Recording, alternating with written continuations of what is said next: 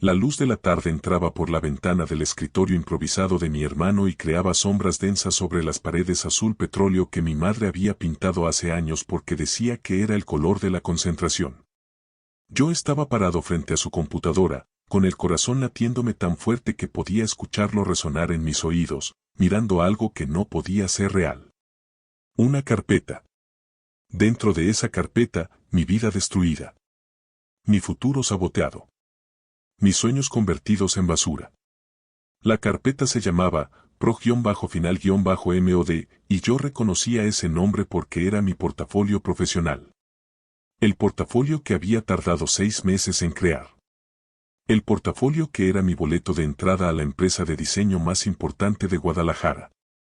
El portafolio que representaba todo lo que yo había trabajado. Todo lo que yo había soñado. Todo lo que yo era. Pero ahí estaba. En la computadora de mi hermano. Modificado. Arruinado. Destruido sistemáticamente. Abrí los archivos con manos temblorosas. Mis diseños originales habían sido reemplazados por versiones de baja resolución que se veían pixeladas y amateurs. Los videos que había editado con tanto cuidado tenían cortes grotescos que los hacían incomprensibles. Los textos descriptivos de cada proyecto tenían errores ortográficos insertados deliberadamente. Palabras mal escritas. Gramática destrozada. Como si un niño de primaria lo hubiera escrito. Y junto a todo esto, había un documento. Un documento de Word titulado Lista de errores, enviar. Lo abrí. Sentí que el piso desaparecía bajo mis pies. Era una carta. Dirigida a la empresa donde yo había aplicado. Escrita por mi hermano. Pero firmada con mi nombre. Estimados señores de Estudio Creativo Occidente. Después de revisar mi portafolio, he identificado errores graves en mi trabajo. Falta de coherencia. Copias obvias de otros artistas. Irresponsabilidad y falta profesional. Cada palabra era un puñal. Cada línea era veneno puro. Y al final, la frase que me destruyó completamente. Conclusión, no contraten a mi hermano. No es confiable. Seguí buscando. Necesitaba saber qué tan profundo era esto. Qué tan lejos había llegado mi hermano en su plan para destruirme. Encontré otra carpeta. Final-enviar. Sí. La abrí. Adentro estaba todo. Mi portafolio completo pero saboteado. Listo para ser enviado. Listo para ser la evidencia de mi supuesta incompetencia. Listo para asegurar que yo nunca consiguiera ese trabajo. Listo para garantizar que yo me quedara exactamente donde estaba. Sin futuro. Sin oportunidades. Sin nada. Sentí que iba a vomitar. Esta no era una broma. No era un error. No era un accidente. Esto era premeditado. Calculado. Hecho con la intención específica de destruir mi carrera antes de que siquiera empezara. Mi hermano. Mi hermano mayor. El hombre que se supone debía protegerme. El hombre que compartía mi sangre. El hombre que había crecido conmigo en la misma casa, en el mismo cuarto, compartiendo los mismos juguetes y las mismas pesadillas. Ese hombre me odiaba tanto que estaba dispuesto a sabotear mi vida entera. Escuché sus pasos antes de escuchar su voz. El sonido pesado de sus botas de trabajo sobre el piso de madera. El crujir de la puerta al abrirse. Su respiración. Y luego su voz. Esa voz que había escuchado toda mi vida diciéndome que yo no era suficiente. ¿Qué estás haciendo aquí? No era una pregunta. Era una acusación. Era una amenaza. Me volteé lentamente. Él estaba parado en el marco de la puerta. Con los brazos cruzados. Con esa expresión que yo conocía tan bien. Esa mezcla de superioridad y desprecio que había perfeccionado a lo largo de los años. Tú saboteaste mi portafolio, dije. Mi voz salió más calmada de lo que esperaba. Más fría. Él cerró la puerta detrás de él. El sonido del cerrojo fue como una sentencia. No te metas en mis cosas, dijo. Como si yo fuera el que había hecho algo malo. Como si yo fuera el invasor. Como si yo fuera el criminal. Tú ibas a mandar mi trabajo arruinado a la empresa, continué. Señalé la pantalla. Está todo aquí. Las pruebas. Todo. Él dio un paso hacia mí. Sus ojos brillaban con algo que no era arrepentimiento. Era rabia. Rabia porque lo había descubierto. Rabia porque su plan había sido expuesto. Alguien tenía que devolverte a la realidad, dijo con esa voz fría que usaba cuando quería lastimarme sin gritar. Sentí que algo se rompía dentro de mí. No era mi corazón. Eso ya estaba roto desde hace años. Era algo más profundo.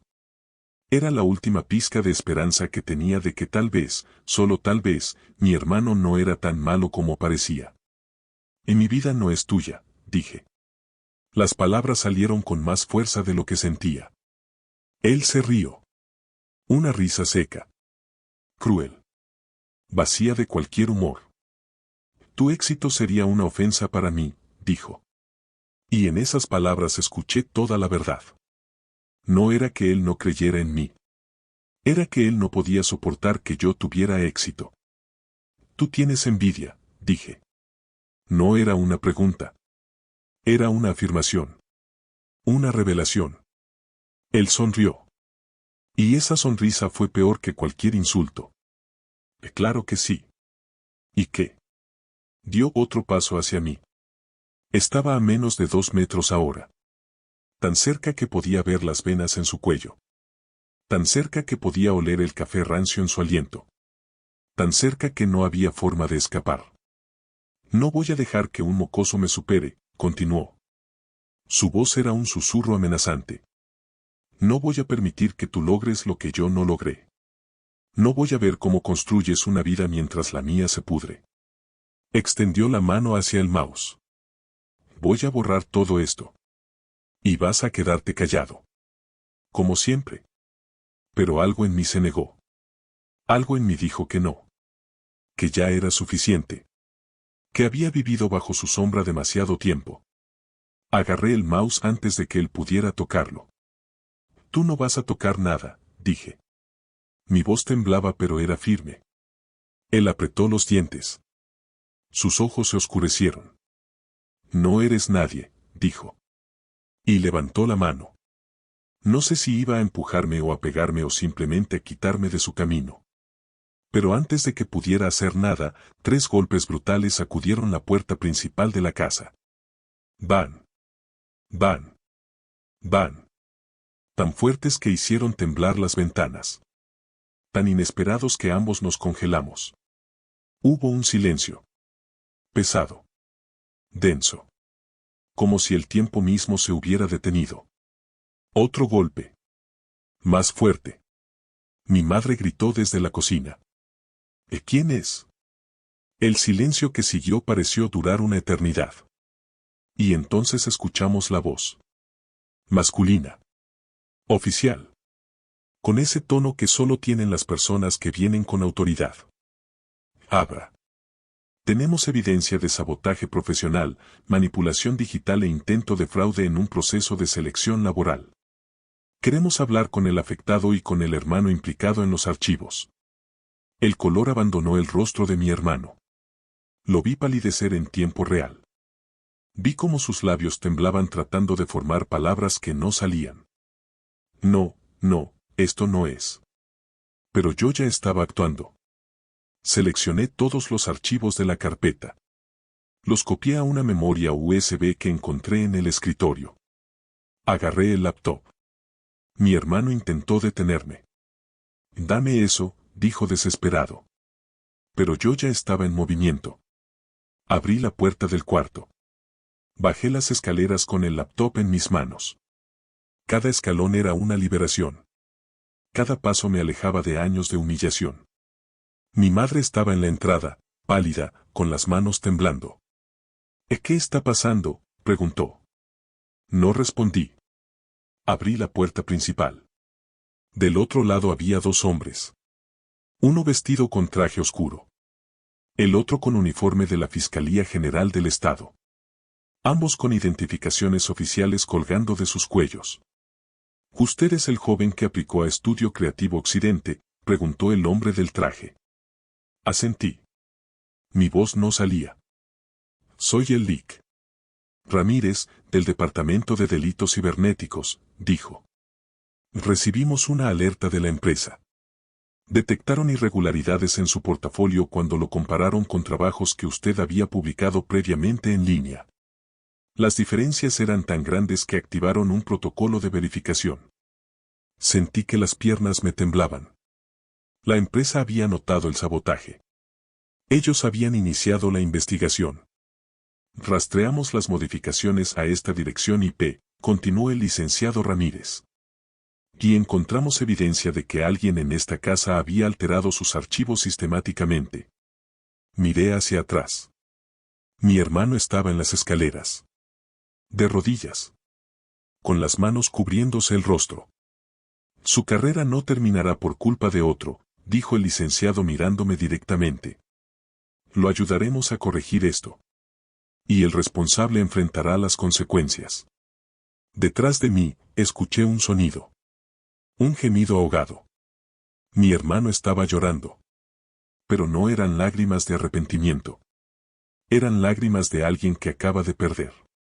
Que acaba de ser expuesto. Que acaba de ser atrapado. Y en ese momento, mirándolo destrozado en las escaleras, no sentí pena. No sentí el impulso de protegerlo como había hecho toda mi vida. Sentí algo diferente. Sentí la necesidad de entender. De ir hacia atrás en el tiempo. De descubrir cómo llegamos a este punto. Cómo el amor entre hermanos se convirtió en este odio tan profundo que uno estaba dispuesto a destruir al otro. Déjame llevarte atrás. Muy atrás. A los días cuando yo lo admiraba. Cuando yo creía que él era mi héroe. Cuando yo no sabía que la envidia puede convertir a un hermano en tu peor enemigo. Yo nací en una casa de 2 pisos en la colonia Santa Tere de Guadalajara. Mi hermano Rodrigo era 5 años mayor que yo. Cuando yo llegué al mundo, él ya era el rey de la casa. El primogénito. El favorito.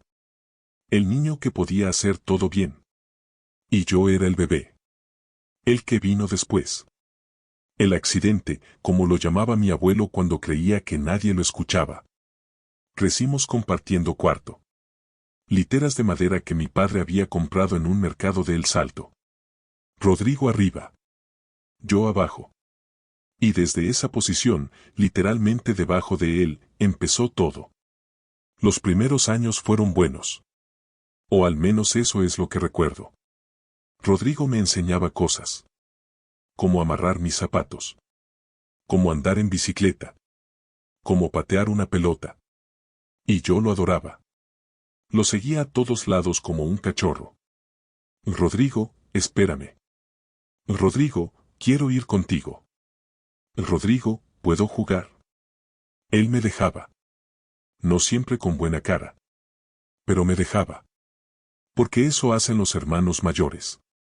Eso hace la familia. O eso creía yo. Todo cambió cuando yo tenía 8 años. Fue en la escuela. Teníamos una feria de talentos. Rodrigo participó con una presentación de guitarra. Había estado practicando durante semanas. Nuestra madre le había comprado una guitarra nueva. Le había pagado clases privadas. Había organizado toda la familia para que fuera a verlo. El día de la presentación, Rodrigo subió al escenario. Tocó su canción. Era, Cielito Lindo, la versión tradicional que todos conocen. Tocó bien. No excelente. No memorable. Solo bien. El público aplaudió educadamente. Y cuando bajó del escenario, mi madre lo abrazó y le dijo que había estado increíble. Que era un artista. Que tenía un talento especial. Yo lo felicité también. Porque estaba orgulloso de mi hermano mayor. Pero entonces llegó mi turno. Yo había preparado un dibujo. Un dibujo grande de la Virgen de Guadalupe con el cerro del Tepeyac al fondo. Lo había hecho con acuarelas que me había regalado mi tía. Había trabajado en él todas las noches durante un mes. Cuando lo mostré, Algo pasó que no esperaba. La gente se quedó callada. Luego empezaron a murmurar. Y luego aplaudieron. Fuerte. Más fuerte que para Rodrigo. El director de la escuela se acercó. Este niño tiene un talento real, dijo. Debería desarrollarlo. Esa noche, en la cena, mi madre puso mi dibujo en el refrigerador. En el centro. Donde todos pudieran verlo. Rodrigo estaba callado. Comía sus enchiladas verdes sin hablar. Sin mirar a nadie. ¿Verdad que tu hermanito dibuja bonito?, le dijo mi padre. Rodrigo asintió. Pero vi algo en sus ojos. Algo oscuro que no había visto antes. Esa noche, cuando apagamos las luces del cuarto, escuché su voz desde la litera de arriba. No te creas mucho por un dibujo, dijo en la oscuridad. Cualquiera puede hacer eso. No respondí. No entendía por qué estaba enojado. Al día siguiente, encontré mi dibujo. Mi dibujo de la Virgen. Estaba roto. Rasgado en pedazos pequeños. Dentro del bote de basura del cuarto. Lloré. Mi madre me preguntó qué pasaba. Le dije que mi dibujo se había roto. Ay, mijo, puedes hacer otro, dijo ella. No le conté que Rodrigo lo había roto. Porque en mi mente de 8 años no podía ser verdad. Mi hermano no haría eso. Mi hermano me quería. Tenía que haber sido un accidente. Pero no fue un accidente. Y no sería la última vez. Los años pasaron. Yo seguí dibujando. Era lo único que me hacía feliz. Lo único donde yo era bueno. Rodrigo probó con muchas cosas. Deportes. Música. Robótica. Pero nunca sobresalió en nada. Siempre era promedio. Siempre estaba en el medio.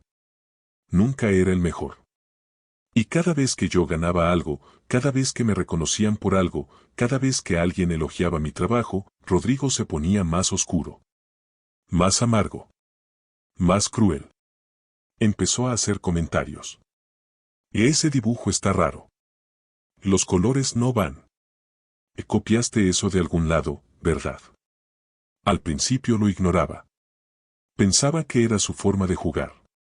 Su forma de ser hermano mayor. Pero los comentarios se volvieron más frecuentes. Más filosos. Más diseñados para lastimar. Cuando yo tenía 13 años, gané un concurso estatal de arte. Mi pintura de un mercado tradicional de Tonalá fue seleccionada entre cientos. Iba a ser exhibida en el Museo Regional de Guadalajara. Mi familia fue a la inauguración. Yo estaba emocionado. Era el logro más grande de mi vida hasta ese momento. Pero Rodrigo no fue. Dijo que tenía tarea. Que no podía. Mi madre insistió, pero él se encerró en su cuarto.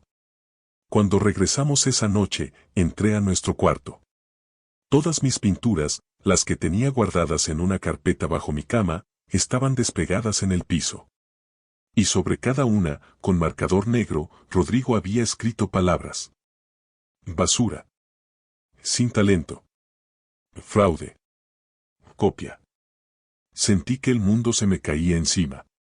No por las palabras, sino porque eran de mi hermano. Mi hermano que se supone me amaba. Mi hermano que se supone me protegía. Confronté a Rodrigo esa noche. ¿Por qué hiciste eso?, le pregunté con lágrimas en los ojos. Él estaba acostado en su litera, mirando el techo. Porque alguien tiene que decirte la verdad, respondió sin voltear a verme. Todos te dan cuerda. Todos te dicen que eres especial. Pero no lo eres. Eres un imitador barato. Yo no copio, dije. Claro que sí. Todo el mundo copia. No hay nada original en lo que haces. ¿Por qué me odias? La pregunta salió antes de que pudiera detenerla. Él se sentó. Me miró directo a los ojos. Y lo que vi ahí me heló la sangre. Porque tú me quitaste todo, dijo con una calma escalofriante. Antes de que nacieras, yo era suficiente. Pero entonces llegaste tú con tu carita linda y tus ojitos grandes y de repente todo era sobre ti. Y luego resultó que tenías talento. Que eras especial. Y yo me convertí en el hijo normal. El hijo olvidable. El hijo que no importa. Se acostó de nuevo. Dio vuelta hacia la pared. Así que sí. Te odio. ¿Contento? No dije nada. ¿Qué podía decir? Esa noche dormí en la sala. No podía estar en el mismo cuarto que él. No después de escuchar eso. Mi madre me encontró en la mañana. ¿Qué haces aquí, mijo? Le conté. Le conté todo. Las pinturas destruidas. Las palabras crueles. La confesión de odio. Ella suspiró. Tu hermano está pasando por una etapa difícil, dijo. La adolescencia es complicada. Tienes que ser paciente con él. ¿Paciente? Mamá, él destruyó mi trabajo. Vas a hacer más. Tú tienes talento. Rodrigo solo está celoso. Ya se le pasará. Pero no se le pasó. Nunca se le pasó. Solo empeoró. En la preparatoria, Rodrigo empezó a sabotearme de formas más sutiles. Si yo tenía un proyecto importante, él invitaba amigos a la casa para hacer ruido. Si yo tenía una fecha límite, él organizaba fiestas. Si yo necesitaba concentración, él ponía música a todo volumen. Es mi casa también, decía cuando me quejaba. No puedo vivir de puntitas porque tú tienes que dibujar. Mi padre intentó mediar. Rodrigo, tu hermano necesita silencio para trabajar. ¿Y yo qué? ¿Yo no puedo tener vida social porque el artista necesita su espacio sagrado? Siempre lo hacía parecer como si yo fuera el problema. Como si yo fuera el egoísta. Como si yo fuera el que exigía demasiado. Cuando terminé la preparatoria, apliqué a la Escuela de Artes de la Universidad de Guadalajara. Me aceptaron con una beca completa. Rodrigo había aplicado a ingeniería en la misma universidad. Lo rechazaron. Terminó yendo a una universidad privada más pequeña. Una que cobraba colegiatura que mi padre apenas podía pagar. La noche que recibí mi carta de aceptación, la familia cenó tamales de chipilín que mi abuela había traído de Oaxaca. Todos estaban felices. Todos excepto Rodrigo. Él comía en silencio. Con la mandíbula apretada. Con los ojos fijos en su plato. Salud por Mateo, dijo mi padre levantando su vaso de agua de Jamaica. Que va a estudiar lo que ama con una beca completa. Salud, dijeron todos. Menos Rodrigo. Él se levantó. No tengo hambre, dijo. Y se fue a su cuarto. Mi padre negó con la cabeza. Ya va a madurar ese muchacho. Pero yo sabía que no era cuestión de madurez. Era cuestión de algo más profundo. Algo más oscuro. Algo que había estado creciendo dentro de él durante años y que ahora era demasiado grande para ignorar. Rodrigo me odiaba. No porque yo le hubiera hecho algo malo, sino porque mi existencia lo hacía sentir inadecuado. La universidad fue mi escape. Por primera vez en mi vida, estaba lejos de Rodrigo. Vivía en un departamento pequeño cerca del campus que compartía con dos compañeros de clase. Pablo, un chavo de Puerto Vallarta que pintaba murales. Y Sofía, una chava de Colima que hacía escultura. Éramos pobres pero éramos felices. Vivíamos de quesadillas de la esquina y café de olla del puesto de Doña Chuy. Nuestro departamento olía a pintura, a incienso de copal y a sueños. Empecé a florecer. Sin la voz constante de Rodrigo diciéndome que no era suficiente, empecé a creer en mí mismo. Mis profesores notaron mi trabajo. Empecé a ganar concursos. Pequeños al principio. Locales. Luego regionales.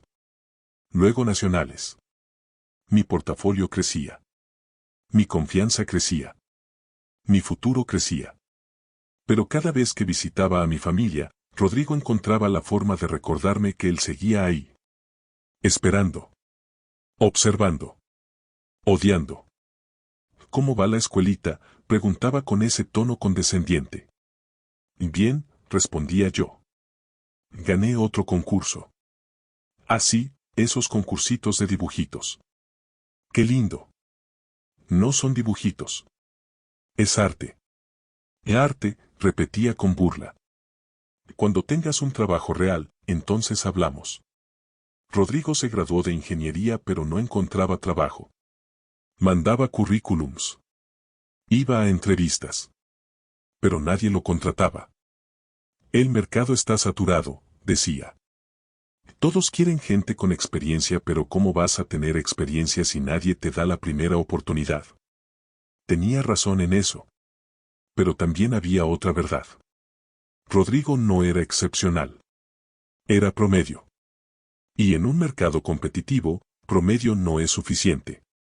Terminó trabajando en el negocio de mi tío. Una ferretería en Tlaquepaque. No era lo que había estudiado. No era lo que había soñado. Y eso lo amargó aún más. Mientras yo estaba en la universidad construyendo un futuro, él estaba atascado vendiendo tornillos y pintura. La comparación era inevitable. Y para Rodrigo, la comparación era insoportable. Yo me gradué con honores. Mi proyecto de tesis fue una serie de ilustraciones sobre la migración mexicana. Ganó varios premios. Fue exhibido en galerías. Y llamó la atención de varias empresas. Una de ellas era Estudio Creativo Occidente, la firma de diseño más prestigiosa de Guadalajara. Me contactaron. Querían ver mi portafolio completo. Querían entrevistarme. Querían considerarme para un puesto junior. Yo estaba emocionado. Era la oportunidad de mi vida. El trabajo soñado. El comienzo de mi carrera profesional real. Pasé 2 meses perfeccionando mi portafolio. Seleccioné mis mejores trabajos. Diseñé la presentación. Escribí las descripciones. Lo revisé 1000 veces. Pedí feedback a mis profesores. A mis compañeros. A cualquiera que quisiera verlo. Y cuando finalmente estuvo listo, lo guardé en la nube. En Google Drive. Y también hice una copia de seguridad en la red doméstica de la casa de mis padres. Porque Rodrigo, a pesar de todo, era ingeniero. Y me había ayudado a configurar esa red hace años. Así puedes guardar tus archivos grandes, me había dicho. Es más seguro que depender solo de la nube. Yo confié. Porque a pesar de todo, seguía siendo mi hermano. A pesar de todos los comentarios crueles, a pesar de todas las humillaciones, a pesar de todo el odio, una parte de mí seguía creyendo que en el fondo, él me quería. ¡Qué tonto fui! La entrevista en Estudio Creativo Occidente estaba programada para un lunes. El viernes anterior, fui a la casa de mis padres. Para ver a mi familia. Para cenar pozole rojo como hacíamos todos los viernes. Mi madre me abrazó en la puerta. Lai, mijo, qué flaco estás. ¿Estás comiendo bien? Sí, mamá, como bien. Rodrigo estaba en la sala. Viendo televisión. Me saludó con un gesto de cabeza. Nada más. Esa noche, después de la cena, me quedé dormido en mi antiguo cuarto. Las literas seguían ahí. Pero ahora yo dormía en la de arriba. Rodrigo se había mudado a su propio departamento hace un año. Tenía su propio espacio ahora. Pero aún venía a la casa frecuentemente. A usar la lavadora. A que mi madre le diera comida. A existir en el único lugar donde todavía era el hijo. El sábado por la mañana, mi madre me pidió un favor. Hijo, tu hermano necesita un cable USB. ¿Puedes ir a su cuarto y buscar uno? ¿En su cuarto? Pero él no vive aquí. Lo dejó guardado en su escritorio. Él me dijo que estaba en el cajón de arriba. Fui al cuarto que Rodrigo usaba como oficina cuando venía. El cuarto que había sido nuestro cuarto compartido. El lugar donde había pasado mi infancia. Su computadora estaba encendida. La pantalla estaba activa. Y ahí, en el monitor, estaba la carpeta abierta. Pro-final-mod. Mi corazón se detuvo. Me acerqué. Mi mente trataba de encontrar una explicación inocente. Tal vez estaba ayudándome. Tal vez estaba revisando mi trabajo para darme feedback. Tal vez. Pero entonces vi los archivos. Vi las modificaciones. Vi la destrucción sistemática de todo mi trabajo. Y supe. Supe que esto no era ayuda. Esto era sabotaje. Esto era intento de asesinato profesional. Esto era mi hermano haciendo lo que siempre había querido hacer. Destruirme. Ahí fue cuando escuché sus pasos. Cuando lo vi aparecer en la puerta. Cuando todo explotó. Ahora estoy aquí. 3 horas después del descubrimiento. En la delegación de la fiscalía. Dando mi declaración. Rodrigo está en otro cuarto. También declarando. Mi madre está en la sala de espera. Llorando. Repitiendo que no entiende cómo pasó esto. Que somos hermanos. Que nos queremos. Pero esa es la mentira que nos contamos. La mentira que las familias se cuentan cuando no quieren enfrentar la verdad. Rodrigo no me quiere. Tal vez me quiso una vez. Cuando yo era bebé y no representaba amenaza. Pero en algún momento, ese amor se convirtió en resentimiento. Y ese resentimiento se convirtió en odio. Y ese odio se convirtió en esto. El Lic. Ramírez entra a la sala donde estoy. Tenemos todo lo que necesitamos, dice. Los archivos en su computadora son evidencia clara. Los metadatos muestran que él modificó sus archivos. Tenemos los borradores de correos que planeaba enviar. Tenemos suficiente para proceder. ¿Qué va a pasar con él?, pregunto. No sé por qué. No debería importarme. Pero importa. Porque a pesar de todo, sigue siendo mi hermano. Eso depende de varios factores, responde el licenciado. Es un delito cibernético. Puede enfrentar cargos. Pero también depende de si usted quiere proceder legalmente. Me mira directo a los ojos. Tiene derecho a hacerlo. Él intentó destruir su carrera. Eso es serio. Pienso en eso. ¿Quiero que mi hermano tenga antecedentes penales? ¿Quiero ser responsable de eso? Necesito pensar, digo. Entiendo. Tiene tiempo. Mientras tanto, contactamos a la empresa. Les explicamos la situación. Ellos quieren reunirse con usted mañana mismo. Con su portafolio real. El que está en su Google Drive. Siento un peso que se levanta de mi pecho. La empresa sabe la verdad. No creen que yo sea un fraude. Tienen una segunda oportunidad para mí. Y de verdad. Y de verdad. De hecho, el director creativo estaba impresionado con su trabajo en línea. Dijo que las diferencias entre eso y el portafolio que casi reciben eran tan obvias que supo inmediatamente que algo estaba mal. Salgo de la delegación 1 hora después. Es de noche. Las calles de Guadalajara brillan con las luces de neón de los negocios. El olor a tacos al pastor viene de un puesto cercano. La vida continúa. Normal. Ordinaria. Como si mi mundo no acabara de explotar y reconstruirse en el mismo día. Mi madre me está esperando afuera. Hijo, dice con voz quebrada. ¿Podemos hablar? Asiento. Nos sentamos en una banca del parque que está frente a la delegación. Ella no habla por un minuto largo. Solo llora en silencio. No sabía, dice finalmente. No sabía que Rodrigo te odiaba tanto. No sabía que era capaz de esto. Y yo sí, digo. Y es verdad. Tal vez no sabía que llegaría tan lejos. Pero siempre supe que había algo oscuro en él. Algo que me quería mal. ¿Por qué nunca me dijiste?, pregunta mi madre. Te dije. Muchas veces. Cuando rompió mi dibujo. Cuando destruyó mis pinturas. Cuando me saboteaba en la casa. Pero siempre decías que era una etapa. Que se le iba a pasar. Que yo tenía que ser paciente. Ella llora más fuerte. Yo quería creer que era una etapa. Yo quería creer que ustedes iban a estar bien. Son hermanos. Se supone que los hermanos se cuidan. Pero él no me cuidó, mamá. Él me atacó. Durante años. Y yo me quedé callado porque tenía miedo de romper la familia. Tenía miedo de que si decía la verdad completa, tú me ibas a pedir que lo perdonara. Que lo entendiera. Que fuera el hermano mayor aunque yo sea el menor.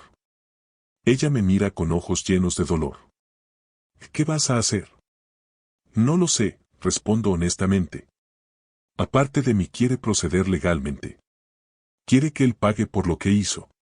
Pero otra parte sabe que eso va a destruir a la familia. Que tú vas a sufrir. Que papá va a sufrir. No pienses en nosotros, dice ella. Piensa en ti. En lo que necesitas. En lo que es justo. ¿Y qué es justo?, pregunto. Ella no tiene respuesta. Porque la justicia es complicada cuando involucra sangre. Esa noche me quedo en un hotel. No puedo volver a la casa de mis padres. No puedo estar en ese espacio donde todo pasó. Necesito distancia. Necesito aire. Necesito tiempo para procesar. Mi teléfono suena. Es Pablo, mi compañero de departamento. Güey, ¿dónde estás? Vi las noticias. Algo sobre sabotaje y tu hermano. ¿Estás bien? Le cuento todo. No puedo guardármelo. Necesito hablar con alguien que no esté emocionalmente involucrado. No mames, dice cuando termino. Tu hermano es un culero de primera. Sigue siendo mi hermano, digo automáticamente. Como he dicho toda mi vida. Como me han enseñado a decir. Eso no significa que tengas que protegerlo, responde Pablo. Familia no significa que puedes hacer lo que quieras sin consecuencias. Tiene razón. Pero es difícil aceptarlo. El domingo por la mañana voy a la reunión con Estudio Creativo Occidente. Llevo mi laptop con el portafolio real. El director creativo, el Lic. Gustavo Madrigal, me recibe personalmente. Es un hombre de unos 50 años con lentes de diseñador y una sonrisa amable. Mateo, dice estrechando mi mano. Lamento mucho lo que pasó. Pero me alegro de que se haya descubierto la verdad. Me siento en su oficina. Las paredes están cubiertas de diseños premiados. Campañas publicitarias. Identidades corporativas. Esto es el lugar donde quiero estar. Revisé tu portafolio real, dice el Lic. Madrigal.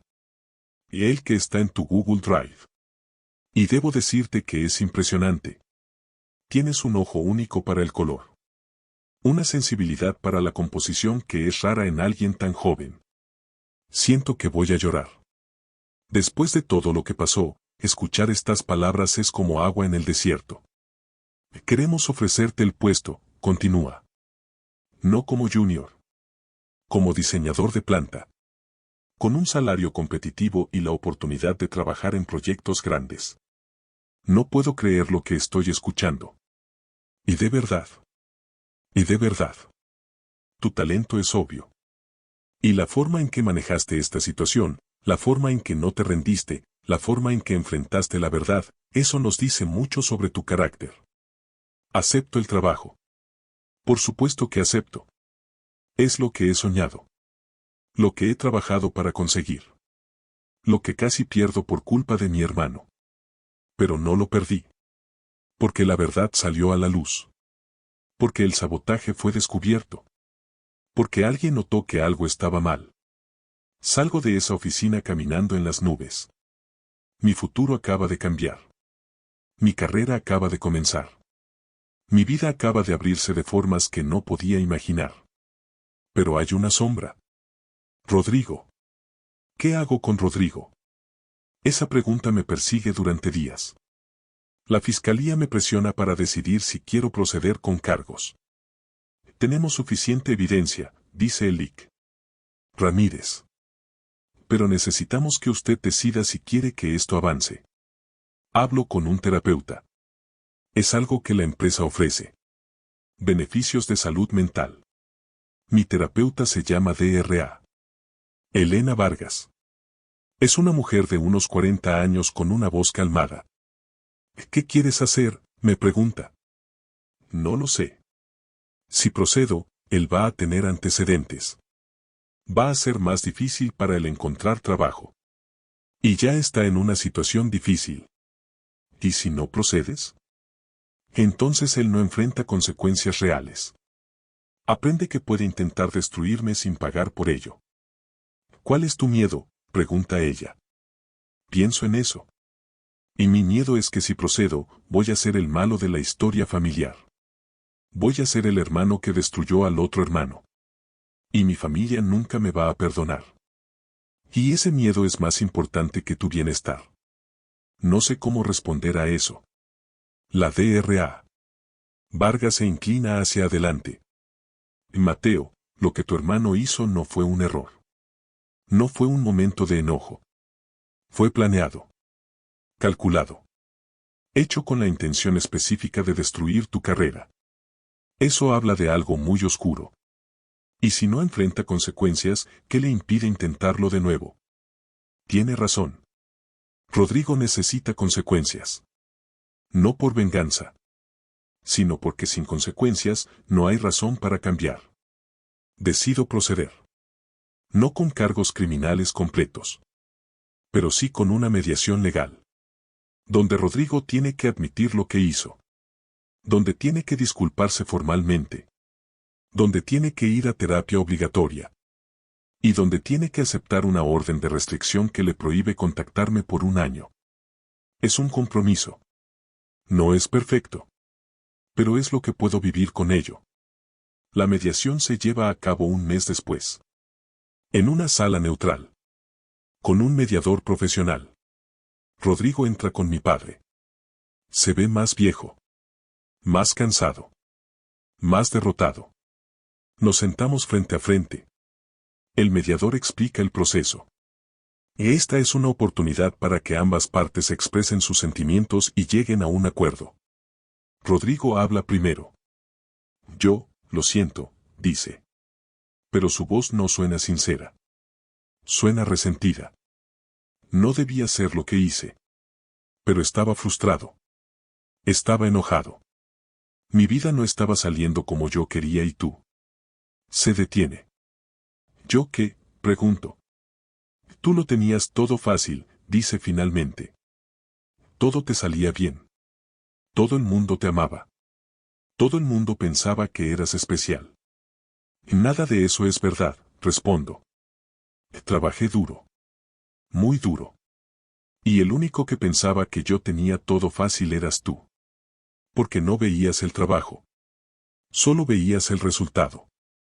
Tú me quitaste el lugar, insiste Rodrigo. Su voz empieza a subir. Antes de que nacieras, yo era suficiente. Yo era el hijo que mis padres querían. Pero entonces llegaste tú y todo cambió. Yo no te quité nada, digo firmemente. Tú te convenciste de que ser diferente a mí significaba ser menos. Pero eso nunca fue verdad. Mamá y papá nos aman a los dos. Yo nunca te quité su amor. Tú decidiste que si yo tenía algo, entonces tú no podías tenerlo también. El mediador interviene. Rodrigo, ¿entiendes que lo que hiciste fue ilegal? ¿Que saboteaste intencionalmente la carrera profesional de tu hermano? Rodrigo asiente lentamente. Sí. ¿Y entiendes que eso estuvo mal? Otra pausa larga. Sí. ¿Por qué lo hiciste? Rodrigo finalmente me mira a los ojos. Y en esos ojos veo todo. El dolor. La envidia. El resentimiento. La amargura. Todo lo que ha estado acumulándose durante años. Porque si tú tenías éxito, dice con voz quebrada, entonces mi fracaso sería más obvio.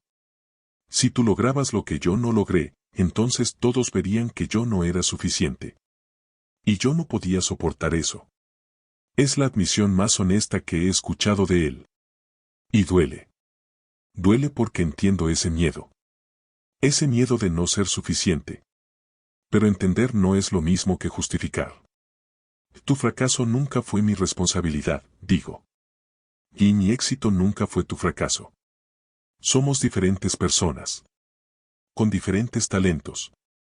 Con diferentes caminos. Y eso está bien. La mediación termina con un acuerdo. Rodrigo acepta todos los términos. La orden de restricción. La terapia obligatoria. La admisión formal de culpa. Y una disculpa escrita que será archivada legalmente. No es perfecto. No borra lo que pasó. Pero es un cierre. Es consecuencias. Es reconocimiento de que lo que hizo estuvo mal. Cuando salimos de la sala, mi padre me detiene. Hijo, dice con voz cansada. Sé que esto ha sido difícil. Y sé que tu hermano te lastimó. Pero algún día, espero que puedan arreglar esto. Son hermanos. A papá, digo con gentileza. Rodrigo y yo siempre seremos hermanos por sangre. Pero eso no significa que tengamos que tener una relación. No después de esto. Tal vez algún día. Pero no hoy. Y tal vez no nunca. Veo dolor en sus ojos. Pero también veo entendimiento. Lo sé, dice finalmente. Solo, cuídate.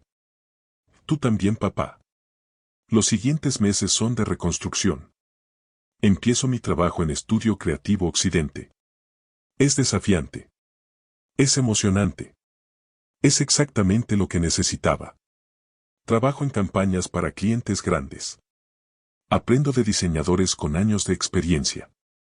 Crezco profesionalmente de formas que no hubiera podido en ningún otro lugar. Y por primera vez en mi vida, puedo respirar sin la voz de Rodrigo diciéndome que no soy suficiente. Voy a terapia semanalmente. La DRA. Vargas me ayuda a procesar todo. El trauma. La traición. El dolor. Lo que viviste se llama abuso fraternal, me explica. No es tan reconocido como otros tipos de abuso. Pero es real. Y tiene efectos duraderos. ¿Cómo lo supero? Pregunto. No hay una respuesta simple. Pero parte de superarlo es establecer límites. Es entender que tú no eres responsable de las emociones de tu hermano. Que su envidia no es tu culpa. Que su resentimiento no es tu problema. Esas palabras me liberan. Porque durante años, yo cargué la culpa de la infelicidad de Rodrigo. Traté de ser menos para que él se sintiera más. Traté de esconder mi luz para que él no se sintiera en la sombra. Pero eso nunca fue la solución. Porque su oscuridad no era creada por mi luz. Era creada por su incapacidad de encontrar la suya propia. 6 meses después de todo, recibo un mensaje de Rodrigo. Es a través de mi madre porque la orden de restricción no le permite contactarme directamente. Rodrigo quiere verte, dice mi madre por teléfono. Dice que tiene algo que decirte. Que ha estado en terapia. Que ha estado trabajando en sí mismo. No sé si estoy listo, respondo.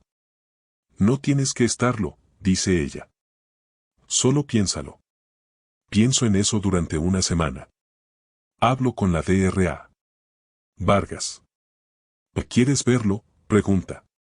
Aparte de mí sí. Parte de mí quiere creer que puede cambiar. Que podemos tener algún tipo de relación algún día. ¿Y la otra parte?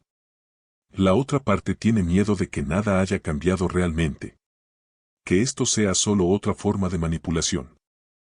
Si decides verlo, dice la DRA. Vargas, hazlo en un lugar público. Con tiempo limitado. Y con la comprensión de que no tienes que perdonarlo o reconciliarte. Solo estás escuchando. Acepto verlo. Nos encontramos en un café en el centro de Guadalajara. Uno neutral. Uno donde ninguno de los dos tiene historia. Rodrigo llega puntual. Se ve diferente. Más limpio. Más arreglado. Como si estuviera intentando. Nos sentamos. El silencio es incómodo. Gracias por venir, dice finalmente. No estaba seguro de que aceptarías. Yo tampoco estaba seguro, respondo.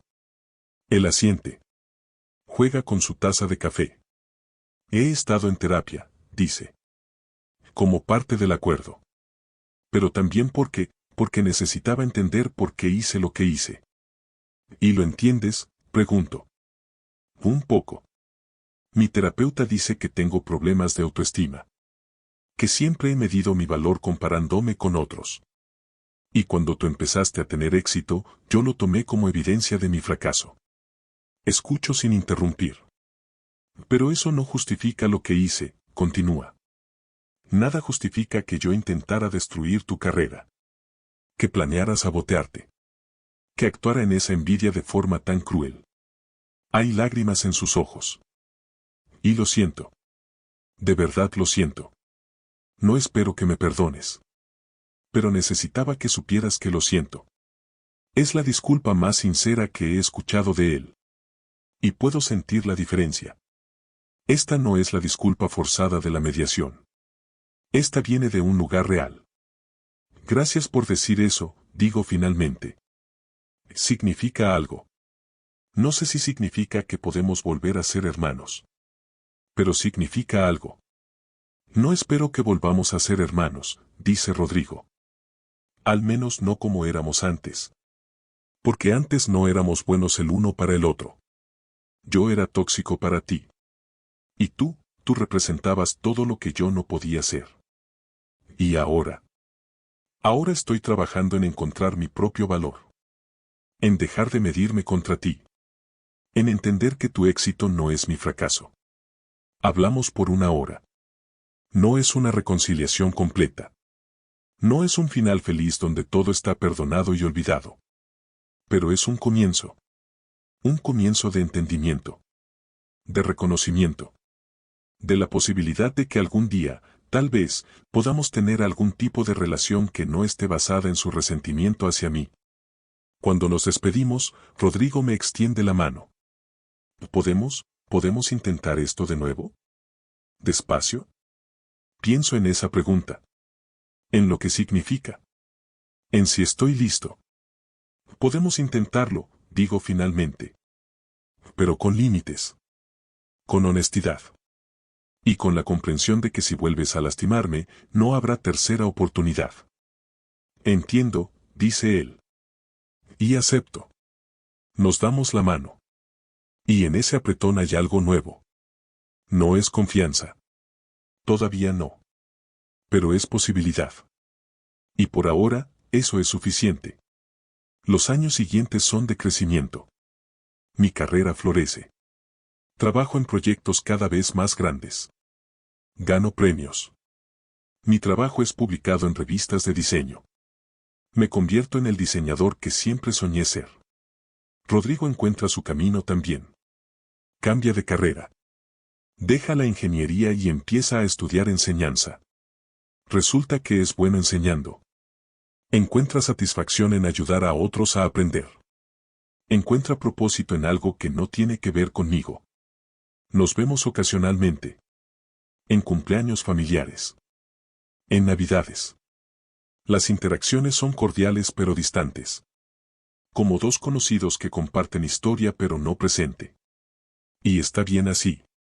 Porque no todas las relaciones pueden o deben ser salvadas. Algunas veces el mejor resultado es la paz a distancia. 3 años después del incidente, mi trabajo es seleccionado para una exhibición internacional. Van a mostrar mi serie sobre la identidad mexicana en Nueva York. Es el logro más grande de mi carrera. La familia viene a la inauguración en Guadalajara antes de que la exhibición viaje.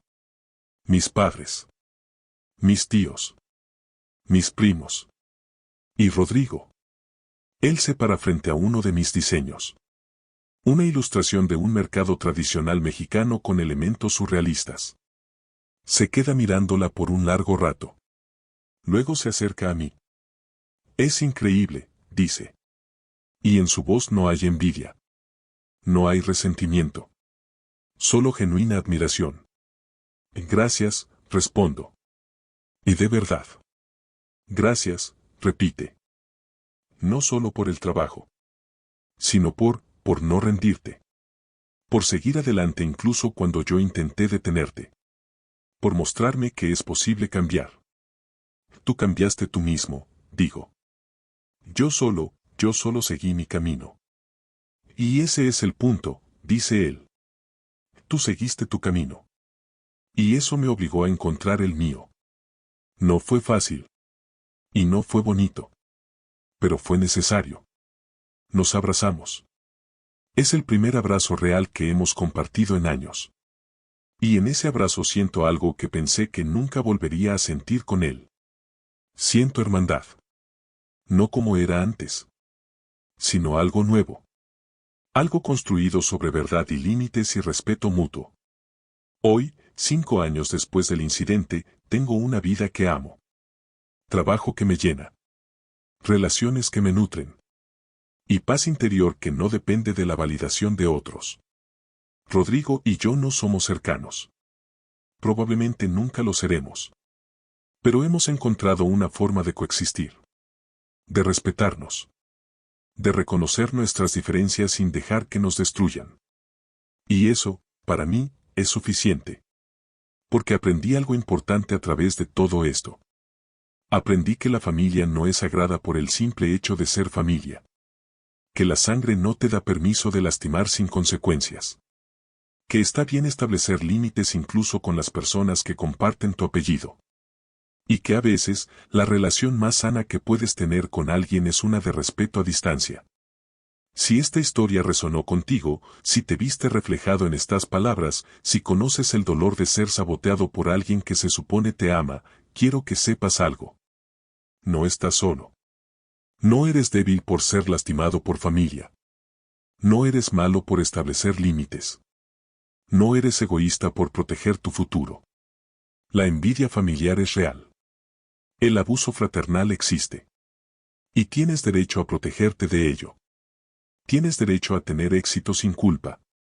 Tienes derecho a brillar sin apagar tu luz para que otros se sientan cómodos. Tienes derecho a vivir tu vida sin el peso del resentimiento de otros. Y si alguien en tu familia te sabotea, te lastima, te destruye, tienes derecho a enfrentarlo.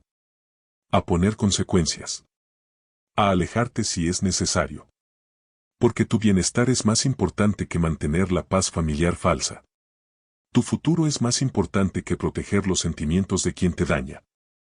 Y tu felicidad no debería ser sacrificada en el altar de la tradición familiar. Te invito a que te suscribas al canal Historias para Distraerte. Aquí compartimos historias reales de personas que enfrentaron traiciones familiares y encontraron su camino hacia la libertad.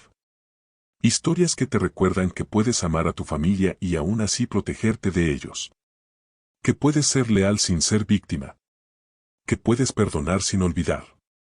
Subimos videos nuevos todos los días. Historias de superación, de justicia, de límites, de sanación. Porque todos necesitamos recordar que merecemos relaciones sanas, incluso con nuestra familia. Dale like a este video si te llegó al corazón. Compártelo con alguien que necesite escucharlo. Y déjame saber en los comentarios si has vivido algo similar. Tu historia importa. Tu voz importa. Tu éxito importa. Y nadie, ni siquiera familia, tiene derecho a quitártelo. Te espero en el próximo video. Hasta entonces, recuerda, tu talento es real, tu esfuerzo tiene valor, y tu futuro no le pertenece a nadie más que a ti. Nos vemos pronto.